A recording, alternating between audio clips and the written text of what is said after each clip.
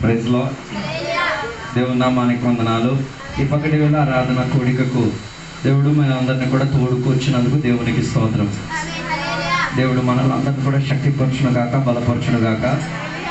దేవుని యొక్క సామర్థ్యముతో దేవుని యొక్క వాక్యోపదేశంతో మనల్ని నడిపించుచున్నందుకు దేవునికి స్తోత్రం.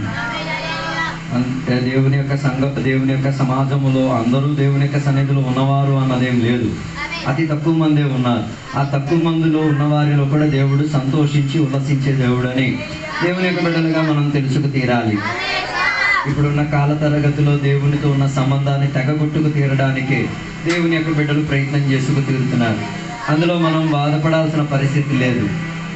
తెగగొట్టాల్సిన వారి దేవునితో ఉన్న బంధాన్ని ఏం చేసి తీరుతారు, తెగగొట్టుకునే వెళ్తున్నారు. దేవునితో బంధాన్ని కొనసాగించడానికి ఆశ కలిగిన వారు కొనసాగించుకోవడానికి ప్రయత్నం చేస్తారు. ఈ పగటి వేళ దేవుని యొక్క బిడ్డలుగా ఈ లేవియాకాండం 19వ అధ్యాయంలో నుంచి చదవడానికి దేవుడు మనల్ని అందరినీ కూడా సహాయపరిచారు.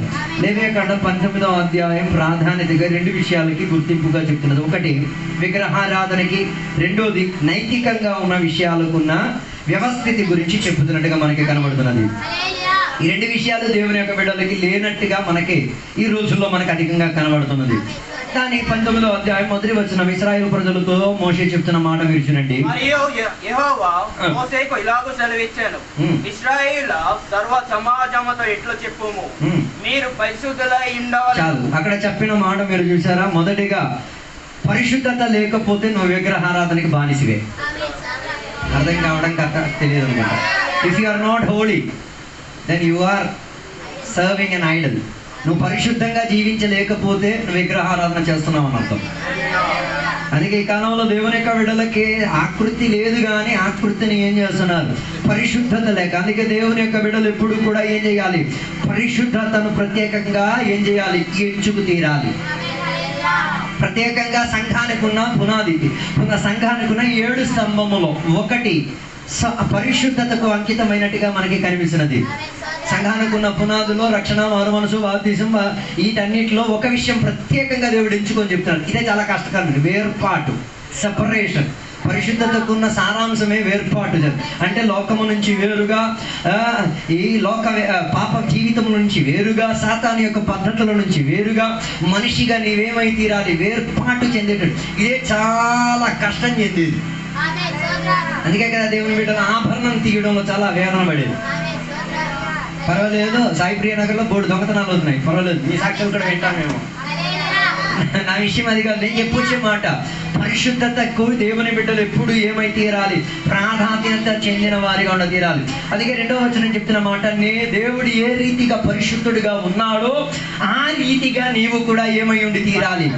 పరిశుద్ధుడై ఉండి తీరాలి. అందుకే ఇందాక నేను పరిశుద్ధత లేకపోతే నువ్వు విగ్రహారాధన చేస్తున్నావు అని చెప్పడానికి ఉన్న కారణం, పరిశుద్ధత తెలియాలంటే నువ్వు దేవుని ఎరిగి తీరాలి. దేవునిని ఎరిగి తీరితేనే ఆయన పరిశుద్ధతను నువ్వు కూడా వెంబడించి తీరడానికి, అనుసరించి తీరడానికి ఆతృత కలిగి వచ్చి తీరేది. ఇప్పుడు కూడా చాలా మంది దేవుని బిడ్డలు కూడా రక్షణ పొందారు, బల్లారాన్ని తినేస్తారు, చర్చి కొత్త కోనుకలు ఇచ్చేస్తారు. ఏం లేదు, దేవుని యొక్క పరిశుద్ధత గురించి అవగాహన లేదు. బైబిల్ సెలవిచ్చేది దేవుడు ఎంత మాత్రం పరిశుద్ధుడు, ఆయన 3 రెట్టింపులు పరిశుద్ధుడు, పరిశుద్ధుడు, పరిశుద్ధుడు అన్న. ఇప్పుడు నీ స్టేజ్ నువ్వు ఆలోచించు, ఏ స్టేజిలో నువ్వు ఉన్నావు. అందుకే మెల్లిగా నేను చెప్తున్నాను, నైతిక విలువ ఎప్పుడు వస్తుంది? పరిశుద్ధత నీలో ఉంటేనే. ఆదివారం చర్చికి వస్తే పరిశుద్ధుడైపోతావా? స్నానం చేస్తే పరిశుద్ధుడైపోతావా? కానుకలు ఇచ్చేస్తే పరిశుద్ధుడైపోతావా? పరిశుద్ధుడయ్యేది ఎలా? నీవు సేవించిన దేవుని వాక్యాధారంగా వ్యక్తి పరిస్పందన ద్వారా అర్థం చేసుకోగలిగేటప్పుడే పరిశుద్ధత అర్థమై తీరేది. పరిశుద్ధత అర్థమై తీరితే చర్చిలో కూర్చొని మొబైల్ ఆటలాడరు, వాల్యూ తెలియదు. నేనేం చెప్పేది, ఆయన పరిశుద్ధుడు పేలింది అనుకో, నీ పరిశుద్ధత టప్ అయిపోద్ది. అవి జరగదు అన్నది ఏం లేదు, జరిగి తీరొచ్చు. బల్లారాధన తీసుకునేటప్పుడు శుద్ధీకరణ లేకుండా టక్కని చచ్చిపోవాలా, ఆన్ స్పాట్. పరిశుద్ధత వెంబడించుకొని వచ్చేది. ఆరాధనలో నిర్లక్ష్యతగా ఓల్డ్ పాస్టర్ నేను చూసుకో, నో ప్రాబ్లం. ఆయన ఆయన పరిశుద్ధతకు అంకితం చెందినవాడు. ఆయన పరిశుద్ధతకున్న తీవ్రతను చూపించడానికి ప్రారంభించితే మనం ఎవరు కూడా ఏం కాదు. ఆయన పరిశుద్ధతకు సరిపడిపోయేవారం కాము. కానీ ఆయన పరిశుద్ధతను ఏం చేయొచ్చు? అనుభవించి తీరడానుకున్న ప్రయత్నం చేసి తీరొచ్చు. అందుకే ఇశ్రాయేల్ ప్రజలకి మొదటిగా చెప్తున్న ఒక మాట, దేవుడు ఎలా పరిశుద్ధుడిగా ఉన్నాడో అదే పరిశుద్ధతకు తగ్గట్టుగా దేవుని యొక్క ప్రజలు కూడా ఏమై తీరాలి? పరిశుద్ధతకు సాక్ష్యం వహించి తీరాలి. గొప్ప బాధ కలిగే మాట అంటే పరిశుద్ధతను యాక్టింగ్ చేసేసి అపవిత్రతలో జీవించేసి దేవునికి సుఖపెట్టేద్దాం అనుకుంటున్నారు చాలా మంది దేవుని వీళ్ళు. మళ్ళీ నేను చెప్తాను, పరిశుద్ధతను నటించేసి అపవిత్రతలో జీవించే పరిశుద్ధత అని చెప్పి తీరే ఒక తరగతి కాదు బైబిల్ చెప్పే తరగతి. బైబిల్ చెప్పే తరగతి ఏంటో తెలుసా? జీవించిన కాల తరగతిలో, బతుకుతున్న చర్యలో, క్రైస్తవ జీవితంలో నువ్వు రక్షణ పొందిన గడియ నుంచి మరణించినంత గడియ వరకు, పరలోకం చేరేంత గడియ వరకు ఏమైంది? పరిశుద్ధతకు సాక్ష్యమై ఉండి తీరాలి. పరిశుద్ధునిగా ఉండి తీరాలి. పరిశుద్ధత నీలో నుంచి వ్యాపారించి తీరాలి. పరిశుద్ధతకు అనుకూలం చెందేటట్టుగా ఉన్న జీవితం ఉండి తీరాలి. హల్లెలూయా. దేవుని యొక్క పరిశుద్ధత ఎంత గొప్పది అంటే, ఏదేని తోటలో దేవుని యొక్క మాటను వినకుండా, దేవుని యొక్క మాటను అవిశ్వాసపరిచి, దేవుడు చెప్పిన కట్టుదలను విసర్జించేసి పక్కకి నెట్టేటప్పుడు కూడా దేవుని యొక్క పరిశుద్ధత ఉంది కాబట్టి దేవుడు ఆదాముని ఏం చేయలేదు? వెంటనే ఆన్ స్పాట్ చంపేయలేదు. అర్థం కాలేదు. నువ్వు చేసిన పిచ్చి పనులకి, మనం చేసిన వ్యర్థపు చేష్టలకి, మనం అపవిత్రులుగా జీవిత దేవుడు వెంటనే తీర్పు తీస్తే బాగుంది కదా. తీర్చకుండానే పేదలు అల్లకల్లం అయిపోతున్నారు. ప్రశ్నలు అడిగేటారు, దేవుడు ఇలా చెయ్యొచ్చా? నా భార్యని తీసుకెళ్ళొచ్చా? నా పిరమిడ్ని తీసుకెళ్ళొచ్చా? నా జీవితంలో ఇలా జరగవచ్చు కదా బాబు. అది చేసినందుకే వెలగైపోతున్నాం. అసలైన విషయం అర్థమై తీరితే వాటిని కూడా ఏం చేయలేవు. దేవుని యొక్క పరిశుద్ధత ముందు కాటా వేయలేవు, తూకం వేసి చెప్పి తీరలేవు. హల్లెలూయా. అందుకే పరిశుద్ధత కొరకు ఉన్న ప్రయత్నములు అపవిత్రత ఎప్పుడు నిన్ను వెంటాడుతూనే ఉండి తీరుతుంది. ఆరాధనకి వెళ్ళడం పరిశుద్ధతలు అయ్యి తీరడానికి ఆతృత. ఎందుకు మనం చర్చికి వెళ్ళేది? ఇంటి దగ్గర కూర్చొని బైబిల్ చదివే ఇష్టం లేదు. అలాంటప్పుడు కనీసం 2 గంటలైనా ఎక్కడికి వచ్చి తీరాలి? సమాజ మందిరములో వచ్చి ఏం చేయాలి? దేవుని యొక్క సన్నిధిలో ఏం చేయాలి? వాక్యం వినాలి, ఆరాధన చేయాలి, ఆత్మశక్తితో దేవునికి మహిమపరచ తీరాలి. అది కూడా కొందరికి ఏమై తీరుతుంది? అపవిత్రంగా మారి తీరుతున్నది. ఆరాధనలు ఎగ్గొట్టినా అది పరిశుద్ధతకు పెద్ద విషయం ఏం కాదు. అదేం కాదు, పెద్ద విషయం ఏం కాదు బాబు. అదే పెద్ద సీరియస్ డీల్ నువ్వు. అందుకే పరిశుద్ధతకు దేవుని బిడ్డలు ఎప్పుడు ఏం చేయాలి? ప్రాధాన్యత వహించిన వారిగా ఉండి తీరాలి. దేవుని యొక్క పరిశుద్ధతను ఈ రోజుల్లో దేవుని బిడ్డలు అధికంగా అర్థం చేసుకు తీరాలి. మొదటిగా రక్షణ పొందే విషయం కాదు, ముందు దేవుడిని బాగా అర్థం చేసుకో. దేవుడు అంటే ఎవడో నువ్వు అర్థం చేసుకో. కొందరు అనుకున్న దేవుడు ప్రార్థన చేస్తే ఇలా టక్కని దిగిపోయి నో, ఏమో నీ అనుకూల స్థాయికో దురదృష్టంకో దేవుడు ఏదో చేసేస్తారో అది కాదు దేవుడు చేసేది. దేవుని యొక్క కృపను అనుభవించి తీరడానికి, దేవుడు చేసే చేష్టలను అర్థం చేసుకు తీరడానికి, దేవుని యొక్క పరిశుద్ధతను ఏం చేయాలి? చూచుకు బైబిల్ అందుకే స్పష్టంగా మనుషులందరూ పాపలు, నీతిమంతులు ఎవరూ లేరు, నీతియుక్తమైన వాడు ఒకే ఒకడు. అందుకే దేవుని బిడ్డలు కూడా ఈ వాక్యం అడ్డం పెట్టేసుకున్నారు. కానీ మేము తెచ్చిపోతాం నీతిమంతుడు ఎవడలేదంటే మన చర్చిలో ఒకరు స్వాధీనం చేస్తాం. నీతిమంతుడు ఎవడు? మరి నువ్వేందు గది చేస్తున్నావు? నీతిమంతుడు ఎవడు లేదని చెప్పింది అందరూ ఏమై తీరేది? సమరూపముగా పాపులుగా ఎంచబడి తీరే ఒక గుర్తింపును తెచ్చుకుంది. దాని అర్థం నిన్ను దేవుడు పాపి అని పిలవడానికి కోరట్లేదు, నిన్ను దేవుడు పరిశుద్ధులని పిలవడానికి కోరుతున్నారు. అందుకే పరిశుద్ధత నిమిత్తమే దేవుడు ఏం చేసి తీరింది? మొదటిగా ఏదేని తోటలోనే ఒక వధింపును జరిపించి తీరింది. నిష్కలంకమైన, ఏ రీతి కలిగిన మరణానికి ఇష్టం లేక, మరణించడానికి ఆశ లేని ఒక గొర్రె పిల్లను దేవుడు ఏం చేసి తీరారు? ఆదాము హవ్వలకు ప్రతినిధిగా బదులుగా దేవుడు వారి కొరకు ఏమి యాగమర్పించి తీరి వారిని పరిశుద్ధులుగా చేయడానికి. అలాగైతే ఆరాధనకు వస్తే, ఆరాధన పాల్గొంటే పరిశుద్ధులు అయ్యే చేష్ట దొరుకుతుంది. మరి అక్కడ కూడా నేను బిల్డప్ రాజాని, నేను నాకన్నా మొనగాడేవాడు, నో ప్రాబ్లం. పేడలో గలీజి పురుగులు తిరగట్లేదా? అదే గలీజి పురుగుని పక్కకి పెట్టేసి పేడ ఇంటికి పెద్దకల కింద రాయట్లేదా? హలో, నాతో ఉన్నారా లేదా నాకు తెలియట్లేదు. ఉపవాసం చేసే దేనికి? పరిశుద్ధత కొరకు ఒక ఆతృత. దేవుని సన్నిధిలో స్వార్థ చేసే దేనికి? నేను పరిశుద్ధులై ఉన్నా, నువ్వు కూడా పరిశుద్ధులై ఉండి తీరడానికి ఇచ్చే హెచ్చరిక. అది కొందరికి లేదు. గౌరవం అన్ని భాషలు హ్యాపీ అమ్మ, అన్ని భాషలన్నీ స్వార్థ చెప్పింది. సో సువార్త చెప్పని పాదం ఎంతో మనోహరం మన బైబిల్ చెప్తున్నది. నువ్వు చెప్పలేకపోతే, ఇంటికాడ నుంచి గడప చెప్పలేకపోతే నీ పాదం గలీజ్ అయిపోతుంది, నీ జీవితం గలీజ్ అయిపోతుంది, నీ పద్ధతులనే అపవిత్రతకు మారిపోయి తీరుతుంది. అందుకే పక్కటి వేళ అర్థం చేసుకుంటారండి. యేసయ్యని దేవుడు పంపించాల్సిన ఉద్దేశం, ఆయన ఇంటికాడ ఖాళీ కూర్చోవచ్చు కదా, ఇంటికాడ అంటే పరలోకంలో ఖాళీగా కూర్చోవచ్చు కదా. ఆయన కూర్చోలే కారణం ఏంటిది? ఆయన మమ్మల్ని పరిశుద్ధులుగా చేయడానికి ఆతృత. ఆయన మనల్ని సంఘముగా, పరిశుద్ధ కన్యకగా, దేవుని కన్ని సన్నిధిలో ముడతలు లేక, ఏ రీతి కలిగిన కలంకం లేక నిన్ను ఏం చేయాలి? ప్రజెంట్ చేయాలని కోరుచున్నారు. మీ కొడుకుకి మీరు పెళ్లి చేసినప్పుడు 2 సార్లు కాపురం చేసుకొని జీవించిన దాన్ని తీసుకొని పెళ్లి చేస్తారా? ఎవరికైనా దేవుని బిడ్డలు గొప్ప ఏ వ్యభిచారిని తీసుకొచ్చి అంత ధైర్యం ఏమి ఎవరికి లేదు. ఉన్నారు, లేదని నేను చెప్పట్లేదు, అలాంటి చేసేవారు ఉన్నారు. మా కస్సైన ఒకరు ఉన్నారు, వాళ్ళకి ఒక సంస్థ ఉంది. ఆ సంస్థలో ఏంటి తెలుసా? వేశ్యావృత్తిలో చేసిన అమ్మలు కానీ, ఆ తల్లులు కానీ ఎవరైనా ఉంటే వారిని ఏం చేసుకుని తీరేది? శరణం ఇచ్చి వారి ఇంట్లో ఉంచి, వారికి వాక్యాలు బోధించి, పని నేర్పించి, వారికి వివాహ సంబంధం కూడా. ఈ అభిషేకం అన్ని అక్కడ వివాహం వచ్చిన ఎవరికి వాడదు. పెళ్ళి అల్లెళ్ళు శుద్ధిమయమేలే, అక్కడికి రావాలి. కానీ గొప్ప విషయం ఏంటో, అక్కడ కూడా చాలా మంది ఏం చేసుకుంటున్నారు? వివాహాలు చేసుకుంటున్నారు. జీవితం ఇచ్చి తీరు. అందుకే కిందటి వారం దేవుని యొక్క దాసుడు వివాహం గురించి చెప్తున్నాడు. రక్త సంబంధాల మధ్యలో వివాహం చేసే కారణం ఏంటి? గొడవలు ఏం రాకుండా ఉండకూడదు. బాబు బైబిల్ ఎదిరిస్తుంది.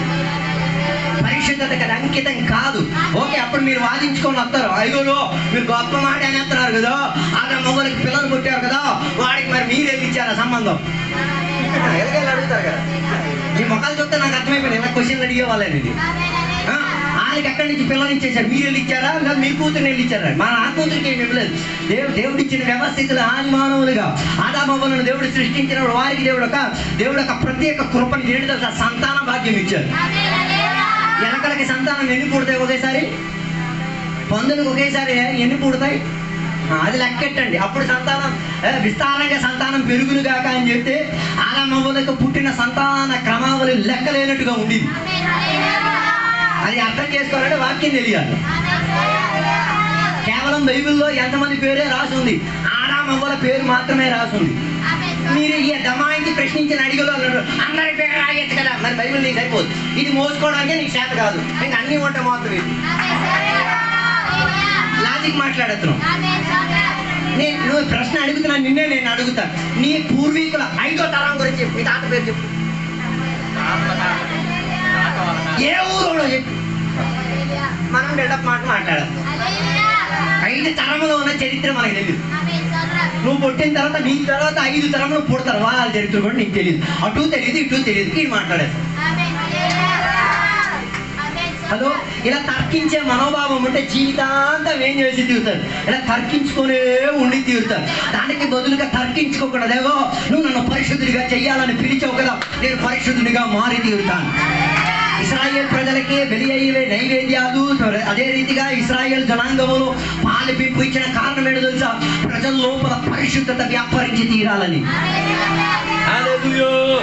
అందుకే దేవుడు ప్రత్యేకంగా చెప్పిన మాట పరిశుద్ధులుగా ఉండి తీరాలి. రెండోదిగా చెప్పిన మాట 3వ వచనం, నీ కుటుంబంలో అమ్మా నాన్నని ఏం చేయాలి? గౌరవించి తీరాలి. వారి మాటకి ఏమై తీరాలి? లోబడేటట్టుగా ఉండి తీరాలి. 3వదిగా చెప్పిన మాట ఏంటో తెలుసా? సబత్తును నీవేం చేసుకు తీరాలి? నీవు పాటించుకు తీరాలి. సబత్తు అని చెప్తే అది ఇశ్రాయేల్ ప్రజలకు వర్తించే ఒక విషయం. వారానికి ఒక రోజు, అదే రోజు శనివారం రోజు. కొత్త నిబంధనకు వచ్చినప్పుడు మనం ఆదివారం అని చెప్పి టుక్రం కొట్టేస్తున్నాం. ఆదివారం కదా, ఎప్పుడెప్పుడు సంఘం కూడుతాం అప్పుడప్పుడల్లా. మనం కూడా ఆ సెట్టింగ్ అని చెప్తాం. ఆదివారం వచ్చి పెద్ద బిడ్డ కూర్చో, మిగతా రోజులు అక్కడికి వెళ్ళిపోయారు. అక్కడే పరిశుద్ధత స్క్రూటనైజ్ అయిపోయింది. మీ అమ్మా నాన్న ఏమో నీకు అమ్మా నాన్నే, పెళ్లి చేసుకొని తెచ్చిన అత్త మామూలు నీకు అమ్మా. హలో, పెంచండి అలాంటి పిల్లలకి. ఏమని?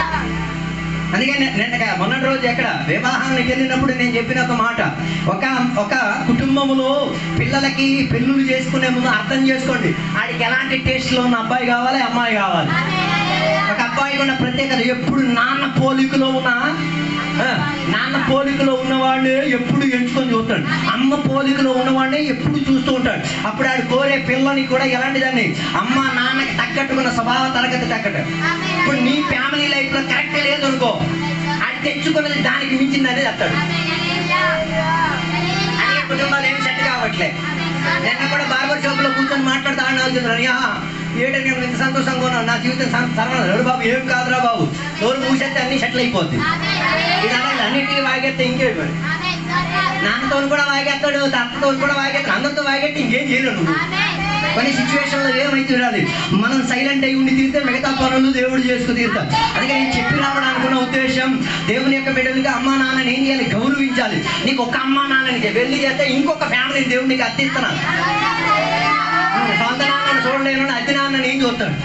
అత్తి నాన్న అంటే అత్తిచ్చే నాన్నేం కాదు, అత్తి ఆ రీతిగా నాన్నని నీవేం చేసుకోగలిగా, మార్పించుకోగలిగి తీరాలి. అందుకే నేను ఎప్పుడు కూడా అత్త మామ అని నేను చెప్పడానికి ప్రోత్సహించను. కారణం నేను ఆ సిద్ధాంతం నమ్మని వాడు. ఒక అమ్మ నాన్నని ఇచ్చేటప్పుడు ఇంకొక అమ్మ నాన్నని ఇప్పుడు ఇరువురిని ఒకే రీతిగా ప్రేమించగలి ఆడ మగాడయ్యాలి. మరి తింటానికి అయితే మరి ఏం చేయలేవు. అత్త మామని చూడలేని వాడు ఎవడు ఇండైరెక్ట్ గా చెప్పేస్తాడు, మనం ఏం లేను, నీకు పిల్లలు ఉండొచ్చు, సంతాన భాగ్యం ఉండొచ్చు, అచ్చిపోసి ఉండదు, కానీ పనులన్నీ నిష్ప్రయోజనమే. అందుకే దేవుడు కుటుంబాన్ని విలువించింది. మూడోదిగా దేవుడు దేనికి సభాతను విలువించింది. నాలుగోదిగా దేవుడు 4వ వచనం చెప్తున్న మాట, విగ్రహారాధనకు ఏం కాకూడదు, నీ మనసు. ఈ 3 కారణాలు చాలు నిన్ను విగ్రహారాధనకు నెట్టడానికి. ఒకటి, పరిశుద్ధత లేకపోవడం. రెండోది, నీ అమ్మా నాన్నని గౌరవం. అది అందులో ఆత్మీయ తండ్రి కూడా వస్తాడు. గౌరవించలేదనుకో, నువ్వు అయ్యగారి మాట కూడా సెట్ చేయకూడదు, నువ్వు విగ్రహం స్థాపించేసావు, అది నీ మనసులో ఉంది, ఇప్పుడు అది ఇంటి బయట వేలాడుతుంది. మూడోదిగా ఆరాధన కోడికలు సంఘముగా కలిసి వచ్చిన సందర్భం ఎక్కొట్టేస్తే నువ్వేం స్టార్ట్ చేసేసావు, విగ్రహం స్టార్ట్ చేసావు, పువ్వులు వేసావు, అర్చనలు వేసావు, నువ్వు సంపాదించిన డబ్బు ఆడికే ఇచ్చేది. అర్థం కావడం కష్టం అనుకుంటా. అందుకే 4వ వచనం చెప్తున్నా మాట మీరు చూడండి. నేను హిందువుల గురించో విగ్రహాలు చేసే వాళ్ళ గురించి నేనేం చెప్పట్లేదు. నేను చెప్పేది క్రీస్తును రక్షకునిగా అంగీకరించి, క్రీస్తు వాక్యాన్ని నా జీవిత భాగ్యం అని ఎంచుకొని, క్రీస్తు అడుగాడు జాడల్లో నడుచుకొని విగ్రహాలను చేసిన వాళ్ళ గురించి చెప్తున్నాను. హిందువులు వచ్చి తగ్గితే నా సంబంధం లేదు. నేను ఈ విషయం ఏం టచ్ లేదు, టచ్ చేయడం కూడా అది మీ ఇష్టం, మీ సిద్ధాంతం. దానితో నాకే రీతి కలిగిన పాలు పెంపు లేదు. అది మీరు చేసుకోవచ్చు, అది మీ పద్ధతి. కానీ క్రీస్తును ఎరిగిన తర్వాత, రక్షణ పొందిన తర్వాత, నీటిలో మునిగి బాప్తిజం పొందిన తర్వాత, ఆత్మల అభిషేకం పొందిన తర్వాత, వాక్యం వినిన తర్వాత, ఏర్పాటు చెందిన తర్వాత, రొట్టి బల్లారాధన తినిన తర్వాత, ప్రార్థనా జీవితంలో కొనసాగిన తర్వాత, అపోస్తలుల బోధలో జీవించిన తర్వాత నీవు ఏం చెయ్యకూడదు. అందుకే అక్కడ ప్రత్యేకంగా దేవుడు ఏం చెయ్యొద్దు అని చెప్తున్నారు. ఒకసారి చదవండి 4వ వచనం. ఓ లోడ్ అనంటే దాని అర్థం తిరుగుతారు, అందుకే తిరగకూడదు.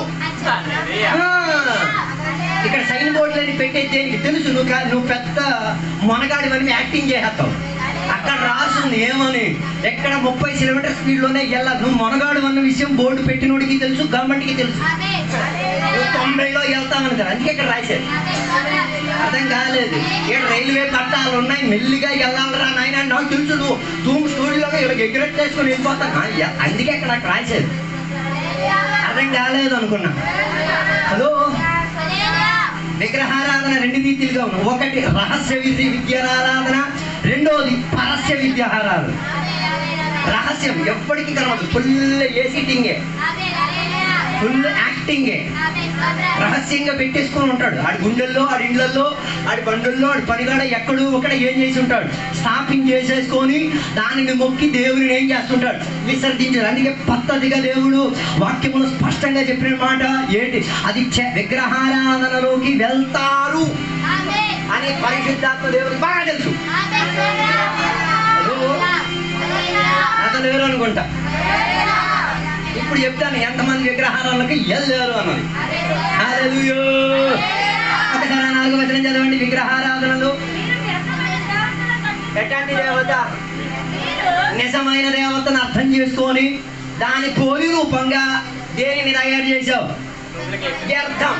వ్యర్థం అంటే వేస్ట్, అటర్ వేస్ట్. దానివల్ల ఏముండదు, ఉపయోగం ఉండదు, శ్రేష్టత ఉండదు, ఘనత ఉండదు, ఏముండదు. కానీ నువ్వు దాని ద్వారా ఏం చేయొచ్చు, చెప్పి చెప్పి చెప్పి తెచ్చుకోవచ్చు. అర్థం కాదు. తర్వాత చెప్పిన మాట,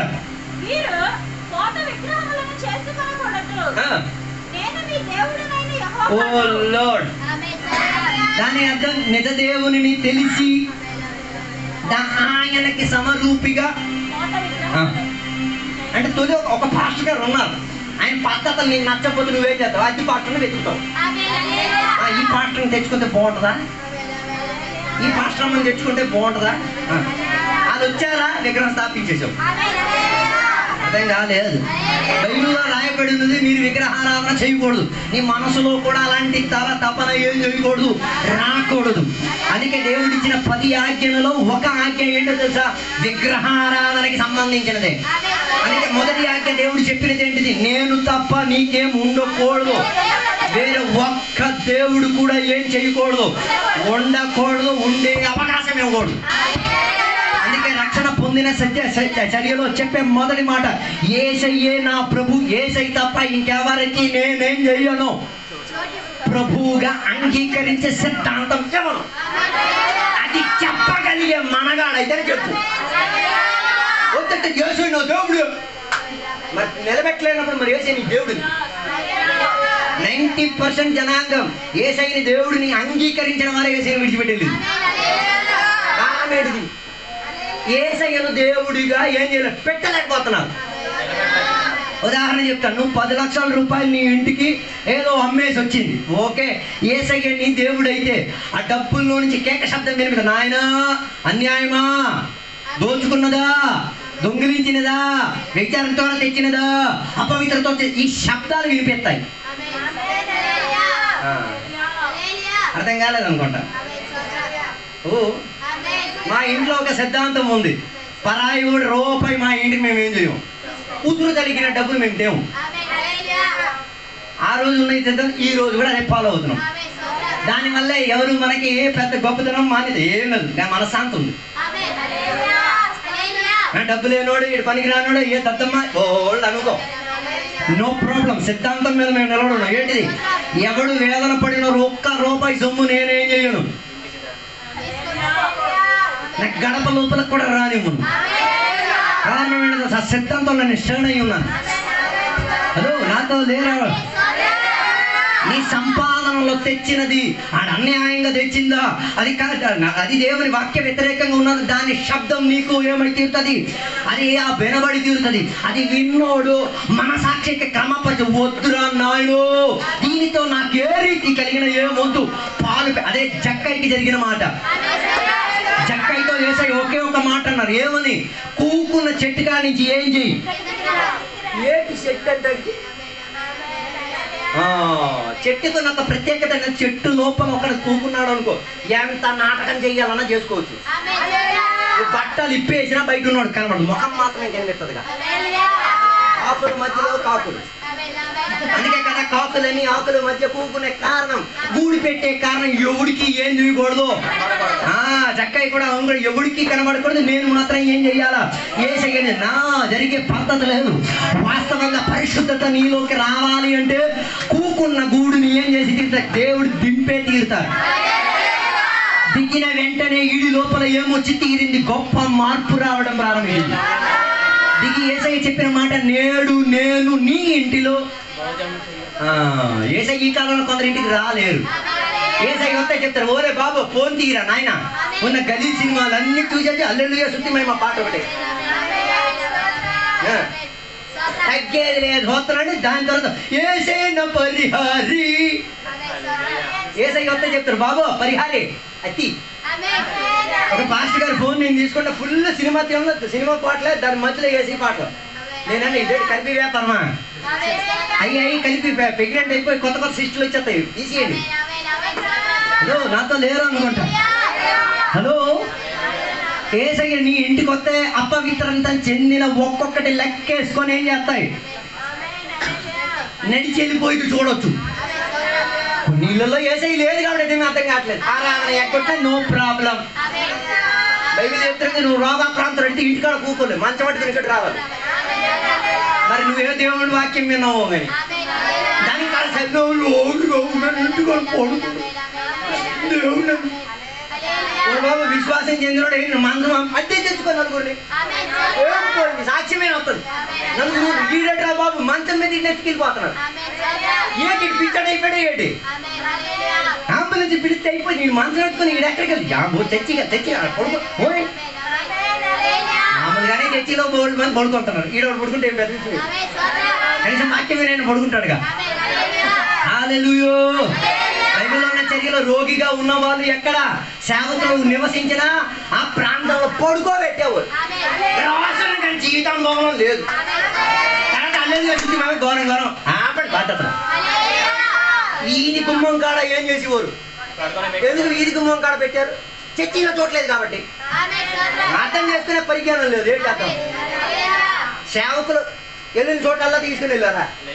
ఎక్కడ కూడిక జరిగిందో అక్కడికి వారు ఏం చేసుకు తీరారు. తీసుకెళ్ళలేదనుకో ఈ పడుకున్నాడు ఇంటికాడ దైవం అయిపోతాడు. నన్ను పూజించండి రా, నన్ను సేవించండి రా అని చెప్తాడు. హలో. అందుకే దేవుడు ఇచ్చిన ఆజ్ఞాక్రమావళిలో మొదటి ఆజ్ఞ ఏంటిదో తెలుసా? ఏమై తీరాలి? దేవునికి యథార్థంగా అర్థం చేసుకు తీరాలి. యేసయ్య తప్ప ఇంకొకడు నీకేం కాకూడదు. ఇప్పుడు మీకు ఒక కన్ఫ్యూషన్ రావద్దు. యేసయ్య దేవుడా, యెహోవా దేవుడా, పరిశుద్ధాత్మ దేవుడా? యేసయ్య దేవుడా, యెహోవా దేవుడా, పరిశుద్ధాత్మ. మనకి అదే కదా ప్రాబ్లం. ముగ్గురు దేవుడే, ముగ్గురు ఒకే వ్యక్తిత్వమే, కానీ వారికి అప్పగింపబడిన పని వేరేగా ఉంది. ఉన్నారో లేదో నాకు తెలియట్లేదు. మా కుటుంబమే చూద్దాం. మా నాన్న నాకెవరు? నాన్న. ఓకే. వాళ్ళ నాన్నగారు కొడుకు, వాళ్ళ తాతగారు మనవడు. ఓకే. అప్పుడే ఒకే చర్యలో నాకు నాన్న అవుతున్నప్పుడు ఒకరికి మనవడు, ఒకరికి కొడుకు, ఇంకొకరికి భార్య. ఏంటది? ఒకే మనిషే. ఆయన కొడుకుగా నన్ను చేర్చుకున్నాడు, భార్యగా మామను చేర్చుకున్నాడు. ఆ ధర్మం వారికి కావాల్సిన చర్యలో ఏం చేసి చేసుకుంటూ వెళ్తున్నారు. తాత మనవడు కాబట్టి అప్పుడప్పుడు ముద్దులు పెట్టుకుని విజయమ్మ 100 తీసుకో, 200 నాకెవడో. నన్ను చూడలేదు కదా, అర్థం కాలేదు అనుకుంటాను. అప్పుడు త్రియేక దేవునికి ఉన్న సహవాసం కూడా అట్టిదే. వారి ముగ్గురు ఒక్కలే. అప్పుడు మీకు చాలా సందేహాలు రావచ్చు. యేసయ్య ఎప్పుడు వస్తారో ఎవరికి తెలియదు కదా. కొన్ని విషయాలు వారేం చేశారు, కొన్ని విషయాలు వారి పరిచర్య నిమిత్తం ఏం చేశారు? సీక్రెట్ గా ఉంచారు, అంతే కదా. ఇప్పుడు పాస్టర్ గారికి మీ సీక్రెట్ కొన్ని తెలుసు కదా, మీ భర్త కూడా తెలుసుకుంటూ ఉండదు. నాకు చెప్పరు. కావాలంటే అది పెట్టుకుని అడ్డం పెట్టుకుని నిన్న ఏం చేయొచ్చు? కత్తి మీద నిలబెట్టచ్చు. నిలబెట్టరు. కారణం ఏంటిది? అదే ఆ సేవా పరిచర్య కూడా పాలసీ. అది కొందరికి ఇదే ప్రాబ్లం. ఉన్నది లోన్ దాచుకోలేదు. ఎక్కడికో వెళ్ళి ఏం చేయాలా? కక్కెత్తే చాలు. ఎలాంటి ఒక విశ్వాసం ఉన్నాడు. పాస్టర్ గారికి ఒక రహస్యం చెప్పారు. వీడికి ఏం చేయాలో అర్థం కాదు. కడుపులో పెట్టలేకపోయాడు. అడిగి పరిగెట్టి వెళ్ళిపోయి అడుగులా మొత్తం గ్యాకేసాడు. అక్కడే ఒకడు ఏం చేస్తుండేవాడు, కర్రలో ఆడి అన్నాడు. ఆడొచ్చి ఈ ఇంటికి వచ్చిన దానికన్నా స్పీడ్గా ఆడుతూ ఊరంతా కాదు. హలో. అందుకే దేవుని గురించి అర్థం చేసుకోలేదు. త్రియేక దేవుడే మనకి. యెహోవా దేవునికి ఉన్న పరిచర్య యెహోవా దేవుడు చేశాడు. యేసయ్యకు ఉన్న పరిచర్య యేసయ్య చేశాడు. పరిశుద్ధాత్మకు ఉన్న పరిచర్య పరిశుద్ధాత్మ చేశాడు. ఈయన ముగ్గురు కూడా ఆత్మరూపులే. హలో. ఈయన ముగ్గురు గారు ఒక్కలే. ఇప్పుడు నీ శరీరంలో ఏముంది? 3 రీతి కలిగిన విభజన. శరీరం, ప్రాణం, ఆత్మ. ఏదో ఒక విభజించి చూపించు. చచ్చిపోతేనే విభజన అయిపోతుంది. అప్పుడు ఏమంతా మాలంటాడు, మొడహిగల శవం అయిపోయినాడు. ఏమే? ప్రాణాత్మ వెళ్ళిపోయింది కాబట్టి. అలాగైతే అలాంటి ఒక విభజన ఎవరికి ఉంది? దేవుని తత్వము కూడా అది అర్థం చేసుకోవాలి. దానికి సవాళ్ళు అడిగితే అర్థం కాదు. వాక్యం చదివి దేవునితో అనుబంధం ఖాయం చేసుకు తీరాలి. తండ్రి అయిన దేవుడు తనకున్న చర్యలో ప్రజలు నాశనం అయిపోతున్న పర్యలో వారిని విడిపించుకు తీరడానికి ఒక యాగ వస్తువుగా ఆత్మను శరీరంగా ఏం చేసి ఈ భూమిలో అవతరింపజేశారు. అందుకే యేసయ్య జన్మ ప్రత్యేక జన్మ. జన్మ. తల్లి తండ్రి కలియక లేక పరిశుద్ధాత్మకి వాక్యానికి ఉన్న సారాంశంలో తన జన్మ జరిగింది. అందుకే కొందరు అడిగేస్తారు, ఓ నాయనో ఈ మూడో దేవుడు కూడా కడుపు చేసేసాడట. పిల్లలు మీరే ఇలాంటి మంచి ఉంటాయి మిమ్మల్ని ఒక్కొక్కరు అడిగే పేసిన ఎవరు పరిశుద్ధాత్మైన దేవుడు మరి అని కడుపు ఓరు బాబు నీకు అర్థం అవ్వట్లేదు అనుకుంటాను.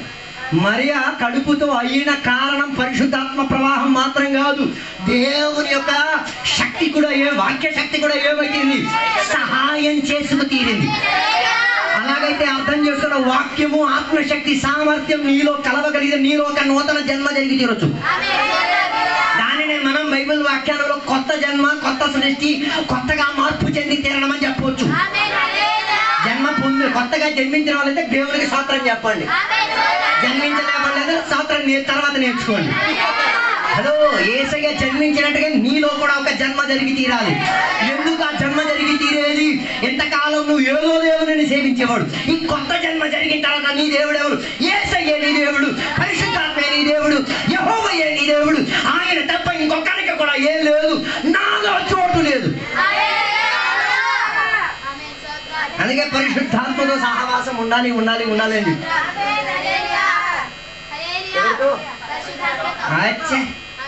కొందరికి డప్పు కొడితేనే పరిశుద్ధాత్మ వస్తుంది,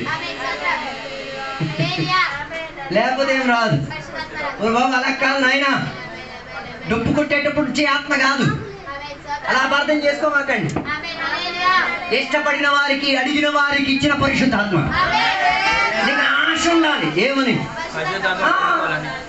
నీకు గ్లాసు నీళ్ళు తాగాలని ఆశ ఉంది, కొల ఆశించే తగ్గుతాయి.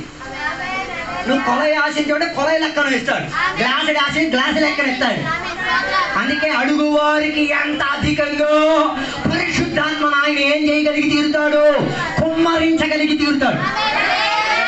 ఆయన సముద్రమే ఇవ్వడానికి ఆశ ఉంది, నీకెంత కావాలి? గ్లాసుడి చాలు, చరబ్బా సబ్బరబ్బా చాలు. దీంతోనే మొత్తం జీవితాంతం మొత్తం ఏం చేద్దాం, అద్దెలు మొత్తం కట్టుకొని రోగాలు మొత్తం చికిత్స పొందేసి పాస్టర్ గారికి ఇవ్వాల్సిన ఫోన్ గురించి సెట్ అయిపోదు. ఓరే బాబు దాన్ని పెంచు. హల్లెలూయా. అందుకే ఈ పాలలో ఎవరికి ఏమీ అక్కర్లేదు. తొలి ఏం దూకి దూకారు, ఇప్పుడేమో మొత్త పప్పులు అయిపోయారు. ఏం ఆనందం ఇప్పుడు ఎక్కడికి అయిపోయింది, పోయింది. మరి ఇప్పుడు ఏం లేదు, ఆత్మశక్తి మీద ఆసక్తి లేదు, లోకశక్తి మీద ఆసక్తి. అప్పులు ఇచ్చినోడు ఎత్తాడా ఇవాడా, ఆడు నన్ను సాయం చేస్తాడా వీడా, నా పెళ్లిగాడు వస్తాడు, దానికి వెళ్ళిపోయి దీన్ని విడిచిపెట్టేసావు. హలో, నాతో ఉన్నారో లేదో నాకు తెలియట్లే. అందుకే వాక్యం తిరగడిపోయింది. ఇన్నాళ్ళు ఆత్మశక్తి మీద ఆధారపడిన వీడు గుర్రం మీద తిరిగిపోయాడు, మనుషుల మీదకి తిరిగిపోయాడు, విగ్రహం స్థాపించేశాడు. ఇలాగే విగ్రహం తయారయ్యేది. హలో, ఈ టాపిక్ చాలా గొప్ప టాపిక్ ఇది. హలో, నేను ఆ మాటలు నేను ముగించాలని కోరుచున్నాను. పరిశుద్ధత చెందిన దేవుని బిడ్డలు ఎప్పుడు ఏం చేయాలి, ఇది నిజంగా దేవుడా కాదా పరిశోధన. అందుకే బైబిల్ చెప్తున్నది, ఆత్మను ఏం చేయాలి, విభజించుకోవాలి, అర్థం చేసుకోండి. ఇది కరెక్ట్ అయిన ఆత్మ. నేను వాక్యం బోధించినా కూడా, ఎవరు వాక్యం బోధించినా ఇది నిజాత్మతోనేనా, ఈయన బోధించి దానితో కలిసిపోకండి. నువ్వు వ్యాపారం చేసేది మంచిదో కాదో తెలియాలంటే ఏం చేయాలి, నువ్వు ఎక్కడి నుంచి సామాగ్రితో నేను నన్ను వెంబడితే చాలు. సీసీటీవీ పట్టుకుని రండి, ఫ్రీగా అవ్వనిచ్చి చెప్తున్నాం. మా ఇల్లు ఎప్పుడు మీకోసం తెరవబడరు. నువ్వేడు చేస్తున్నావు ఇక ఒంటరి ఉన్నప్పుడు చర్చి కాడ వచ్చి డైలాగులు బోర్డు కొట్టేస్తున్నావు కదా, నువ్వు ఒంటరి కొన్నాడు ఏం చేస్తున్నావు.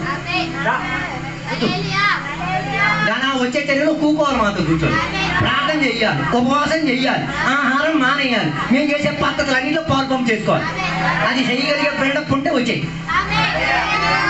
నాతో అనుకుంటాను.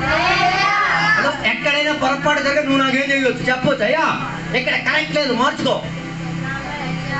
నువ్వు కాదు, ఎవరు చెప్పినా నేను మారుతాను. కానీ విగ్రహారాధన చదివి ఉన్నాడు, ఇలాంటిది ఏమి ఉండదు. అది ఏం చెప్పినా ఏం కాదు, అస్సలు నచ్చదు.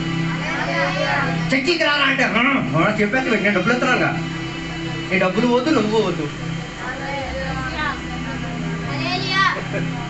చర్చికి వచ్చిన మాత్రం కాదు, పరిశుద్ధత ఉండాలి. మనాలను నేను చెందనానుగా, పరిశుద్ధత ఏది? హలో, ఒక్క మాట చెప్పి ముగించేస్తాను. ఇశ్రాయేలు ప్రజలు మోషే పలక కోసం ఎక్కడికి వెళ్ళాడు? కొండపైకి వెళ్ళినాడు. కింద జనం ఏం చేశారు? ఎందుకని విగ్రహం చేశాడు?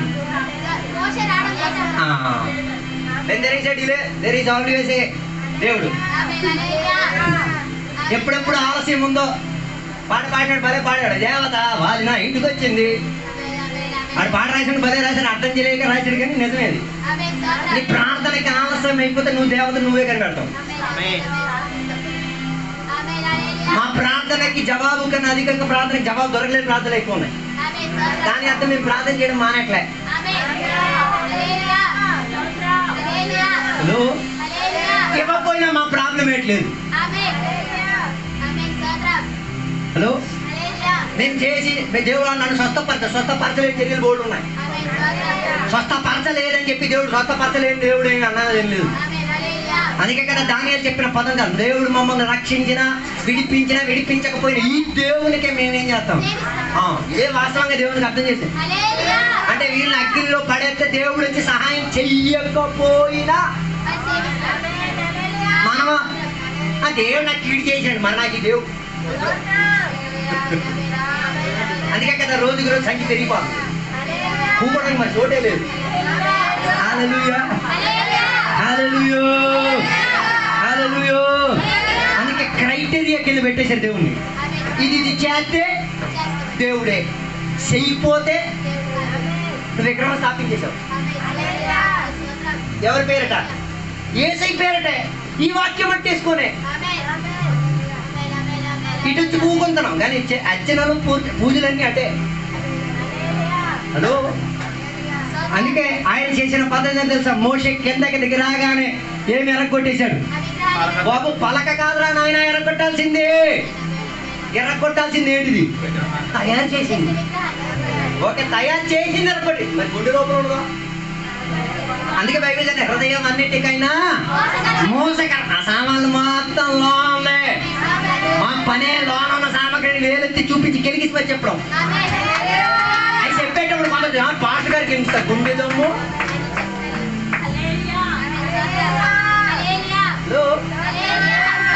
అందుకే కాంట్రవర్సీలు ఎక్కువైపోయినాయి. ఏం చెప్తారా అని చెప్పేసి కాగితం పెట్టుకుని రేపు కూర్చున్నారు. పాస్టర్ ఏమి ఈరోజు విగ్రహారాధన ఈ పట్టుకొని పాస్టర్ వేసేస్తాం. హలో, క్రైటీరియాలో దేవుని ఏం చేయకూడదు, ఒదిగించేసి ఉంచకూడదు. ఆయన అక్కడ ఉండలేడు. అందుకే విగ్రహం పగలాలంటే బయట పగిలితే సరిపోదు, లోపల పగలాలి. ఎక్కడుంది సామాన్? కార్డియా లోపల, హార్ట్ లోపల ఉంది. ఈరోజు ఒక క్లీనింగ్ చేసేసుకో. పాట రాసిన వలే రేపు దేవా నా హృదయాన్ని కడుగుమయ్యా, నీ వాక్యముతో నన్ను కడుగు. వాక్యం విని విని విని విని కడుగుబాటు అవుతుంది. ఆత్మశక్తిని ఆరాధన చేసి చేసి కడుగు. ఇది రెండూ చేయలేదు అనుకో, లోనన్న గలీజు గర్భవతి అయి ప్రసవించేసి పిల్లలు వెళ్తాయి. వాటికి నువ్వే మేత పెట్టాలి. అర్థం కాలేదు, అర్థం కాలేదు. అందుకే బైబిల్ మోహం గర్భం ధరించి, మోహం ఒకటే కదా, పాపం మోహం. ఇప్పుడు స్వాతి గారు నేను కొడతానన్న ఆశ నాకు ఉంది. ఒక అవకాశం కోసం వెయిట్ చేస్తాం.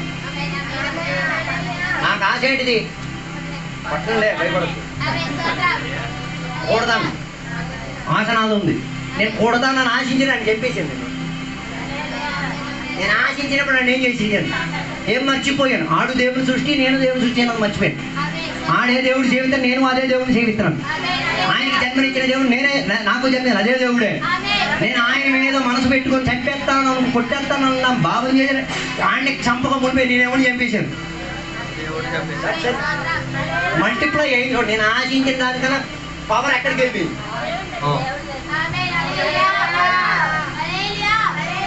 అందుకని మాటలు నేను ముగించేస్తాను. దేవుని కూడా పరిశుద్ధులుగా జీవించండి. ఎంత పరిశుద్ధులుగా జీవించాలో, ఎంత వదిలించేసుకొని పరిశుద్ధులు అవ్వాలి, ఎంత మాత్రం నిజంగా దేవుని ఏం చేయాలి అర్థం చేసుకోవడానికి ప్రయత్నం చేసుకోండి. వాక్యాన్ని ఇంకా ఇంకా చదవండి. వాక్యంతో ఇంకా ఇంకా అనుబంధం పెంచండి. వాక్యం ద్వారా సలహాలు అడగండి. వాక్యం ద్వారా దేవుడితో మాట్లాడండి. వాక్యం పరిశోధించండి. దేవుని అర్థం చేసుకో. నీ దొంగ విధానంతో దేవుని అర్థం చేసుకోవడం కాదు. 350 గ్రాములు ఉన్న మెదడుతో నువ్వు అర్థం చేసుకునే విధానంగా దానికి పిలిచినట్టుగా దేవునికి అర్థం చేసుకోవాలి. లేకపోతే విగ్రహారాధనలో పడిపోయి నీ జీవితం నీ కుటుంబం ఏమైతే చూడు. 4 తరం నువ్వేం సాధిస్తే నీ పిల్లలు మొత్తం అర్థం చేసుకోవాలి. అంత తీవ్రంత చెందింది. అందుకే ఈ వాక్యాలు దేవుడు మనం అందరం దీవించుగా. ఇప్పుడు చిన్నపిల్లలకి సాక్ష్యం చెప్పే సమయం చిన్నపిల్లలు నిలబడతారు, సాక్ష్యం చెప్తారు.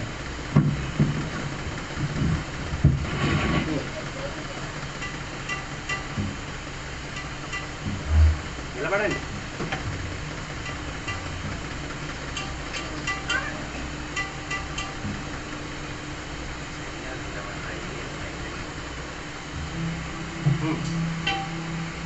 అడుగు మంచిదా